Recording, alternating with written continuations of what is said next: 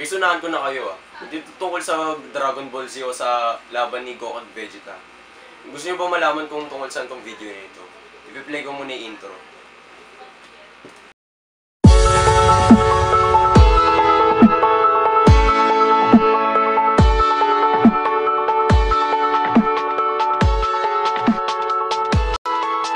Hindi naman sa inuto kayo, pero mukhang hindi niyo na-expect na hindi to tungkol kila Goku at Vegeta. Kasi itong video na to, tungkol to sa mga video kiniklik nyo sa Facebook na may kakaibang title. Katulad nito, bata, sinakal ang lola ng nahuli itong nagyoyosi. Ano ba yan?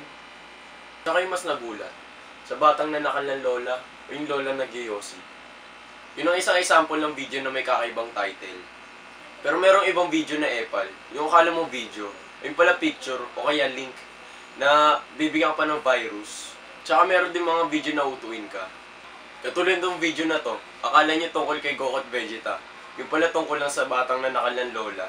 Hindi, joke lang. Mga video na uto yung antino ng unang 5 seconds. Tapos biglang gugulatin ka. Di ba nakabwisit yun? O sige, ganito na lang. Para masabi natin tungkol to kay Goku at Vegeta, may papaliwanag ako. Ito yung title. Bakit kalaban ni Goku si Vegeta? Maniwala man kayo hindi, may tinatagong meaning yan. Simulan natin kay Goku. Bakit Goku? Kasi si Goku yung bida ng Dragon Ball Z na sure akong naging paborito natin nung bata tayo. Yun, sinabi ko yung word na bata. Gawin natin algebra to. Assume natin na si Goku ay equal sa bata. Kaya ako naman pinili si Vegeta.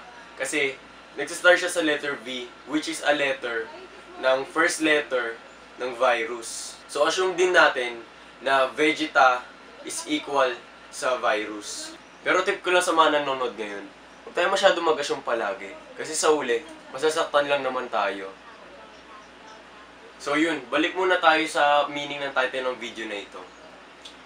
Nakikita nyo ngayon yung title na mag-iiba, base sa tinatagong meaning nito. Palitan natin ng word na Goku at Vegeta gamit nung examples natin kanina. Katulad ng sinabi ko na si Goku ay equal sa bata at si Vegeta ay equal sa virus. Boom! Ay na yung title niya ngayon. Bakit kalaban ni bata si virus? Alam mo kung bakit? Kasi nung bata pa tayo, pag may naklik tayong pop-up na sinasabing, ikaw ang pang 1 milyong visitor ng website na ito. At dahil dito, bibigyan ka namin ng isang manok na marunong magluto. Di ba ang saya-saya mo nun?